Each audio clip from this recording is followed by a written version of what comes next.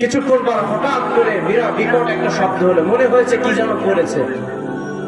বিশ্বনবী সাহাবাদের জিজ্ঞাসা করলেন, ও সাহাবীরা আমার, এই যে শব্দটা শুনতে পেলা, বলো এই শব্দটি কিসের শব্দ? সাহাবা একরাম রাদিয়াল্লাহু তাআলা আনহুদের একটা গুণ ছিল, যদি জানতো তাও বলতো আল্লাহ ওয়া রাসূলুহু আ'লাম। আমাদের হালাত, যে সাহাবাদের হালাত ছিল, আমরা কিছুই জানি না, আল্লাহ রাসূল সবচেয়ে ভালো জানে। আর আমাদের হালাত হলো, হুজুর কিছু জানে না, আমি জানি সবচেয়ে বেশি। এই সমস্যা আছে না নাই? এই রোগটা আছে না নাই? এটা দূর করতে হবে। আল্লাহ ওয়া রাসূলুহু আ'লাম, আমরা কিছু জানি না ও নবী, আল্লাহ এবং তার রাসূল সবচেয়ে ভালো জানে। বিশ্বনবী বললেন, সাহাবায়ে কেরাম রাদিয়াল্লাহু তাআলা আনহুম, শোনো তোমরা, আজ থেকে 40 বছর পূর্বে আল্লাহ পাক রব্বুল আলামিন জাহান্নামের গুহার উপরে একটা পাথর ছেড়ে দিয়েছিলেন। আজকে 40টা বছর পর ওই পাথর পড়তে পড়তে আজকে জাহান্নামে গিয়ে মাত্র পড়লো। আল্লাহ হাবিব সাল্লাল্লাহু আলাইহি ওয়াসাল্লাম বলেন, জাহান্নামের মধ্যে দুইটা জাহান্নাম থাকবে, দুই প্রকার জাহান্নাম থাকবে। এক প্রকার জাহান্নাম আগুনের জাহান্নাম, আর এক প্রকার জাহান্নাম ঠান্ডা বায়ুর জাহান্নাম, বরফের জাহান্নাম।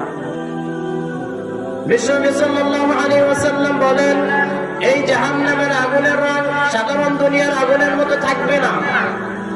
দুনিয়ার আগুন যেমন হলদে হলদে ভাব, আবার লাল লাল ভাব, এমন রং থাকবে না। জাহান্নামের আগুনকে আল্লাহ পাক রব্বুল আলামিন 1000 বছর পর্যন্ত জ্বালায় তার রং হলুদ করেছে, আবার 1000 বছর পর্যন্ত জ্বালায় তার রং লাল, আবার 1000 বছর পর্যন্ত আল্লাহ হাবিব সাল্লাল্লাহু আলাইহি ওয়াসাল্লাম বলেন, জ্বালাতে জ্বালাতে জাহান্নামের আগুনের রং হয়েছে কালো। সেখানে আরেক প্রকার জাহান্নাম হবে, এত ঠান্ডা ভিতরে যেই যাবে এই রক্তগুলো আর চলাচল করবে না, চামড়াগুলো শক্ত হয়ে বসে বসে পড়া শুরু করবে। জাহান্নামীরা যখন তাদের পিপাসা লাগবে, ফেরেশতাদেরকে বলবে, আমাদের অনেক পিপাসা লেগেছে, আমাদের কিছু পানি দাও।